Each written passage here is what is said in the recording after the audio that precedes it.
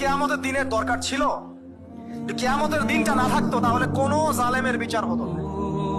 দুনিয়াতে যত জালেম পার পেয়ে গেছে এদের কোনো বিচার হতো না। আর দুনিয়াতে যত মাজলুম আজকে নিপীড়িত নির্যাতিত এদের কোনো সমাধান ন্যায় বিচার হতো না যদি কিয়ামতের মাঠ না থাকতো। তবে ওই দিনের জন্য আমরা অপেক্ষা করি। ওই দিন সবকিছুর ফয়সালা হয়ে যাবে ইনশাআল্লাহু আযজা ওয়া জাল। কিভাবে হবে?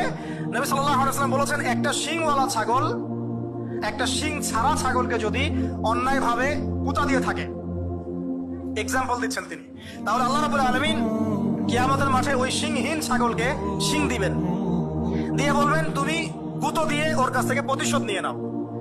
ন্যায় বিচার কেমন হবে বোঝানোর জন্য এই এক্সাম্পলটা দেওয়া হয়েছে। বহু মানুষ দেখবেন যারা এখানে অনেক বড় বড় পদে ছিল, বড় বড় কর্তৃত্ব ক্ষমতা ছিল, কিয়ামতের মাঠে এতটুকু থাকে পিঁপড়ার মতো। স্পষ্ট হাদিস, পিঁপড়ার সমান।